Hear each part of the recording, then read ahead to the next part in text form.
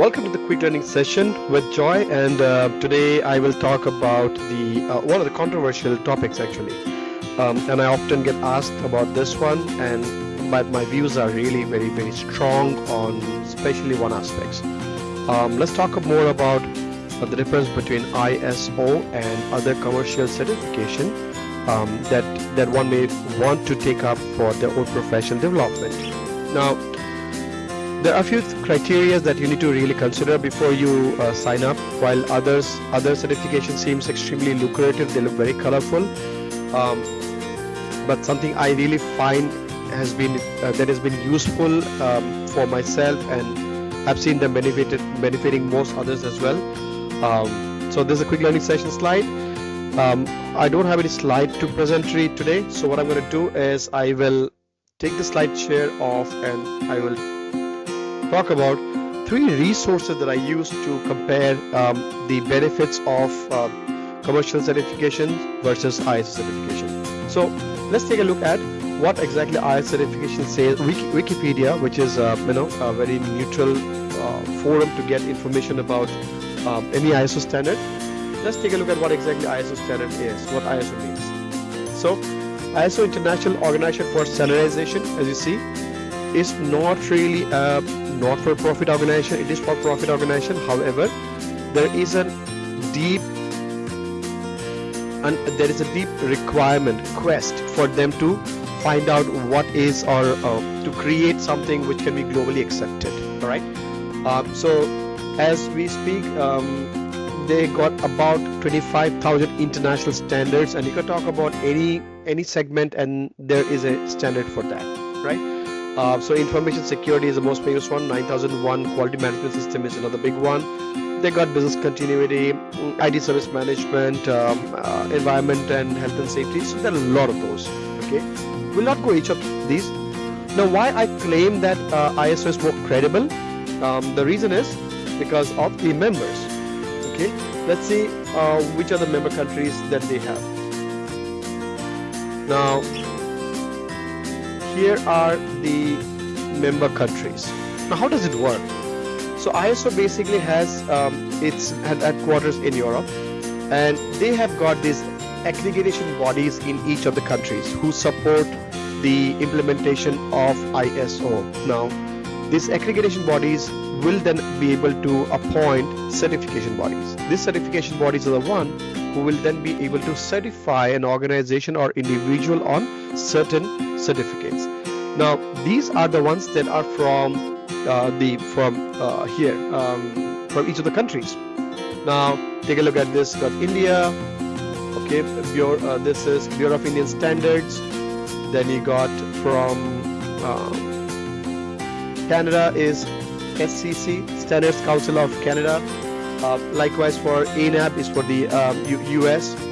So these are the organizations who volunteer or who support the cause of ISO as an internationally accepted standard.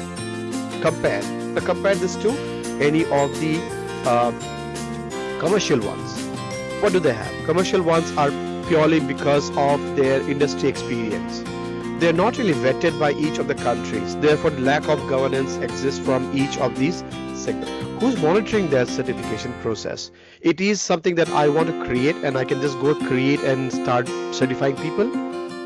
So slightly, there's a disconnect there. Now, let's take a look at what all goes here. So I've asked ChatGPT about who can certify lead auditor. Let's say, for example, 9001 or 27001. So here you go. It says certification bodies do that. However, here are the certification bodies. Some of them, there are many of certification bodies. Now, what is eligibility here? Now, for a certification body to certify these individuals, they also need to be certified by the accredited bodies. Who are the accredited bodies? Here are the accredited bodies. Now, accreditation is done by the accredited bodies, and these organizations, like you got IRCA, BSI, TUV, PCV, DNV.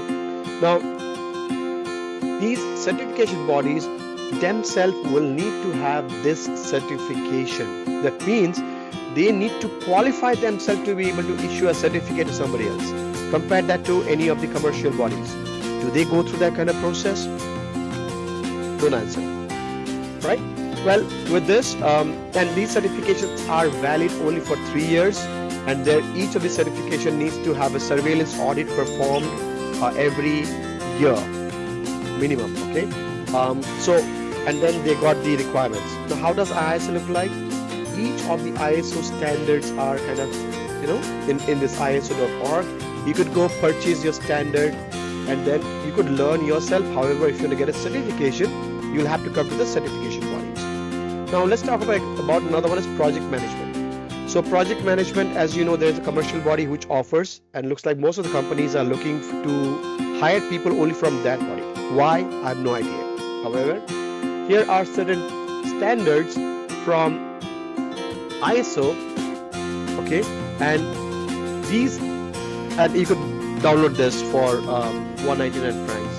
Now these are the standards for project management. If you look at this, overseeing, initiating, it is as competitive as any commercially available project management tool, and it is globally accepted. So next time, whenever you're thinking of any kind of upskilling or any kind of continuous learning and education, do a comparative study between ISO standards that is available versus other commercially available solutions. I will be surprised if you still went ahead and picked up the commercial ones, because from learning point of view, ISO provides more intense and something which is more credible than the other commercially available solutions. Well, if there are any questions, do feel free to let me know. Well, thank you so much for watching.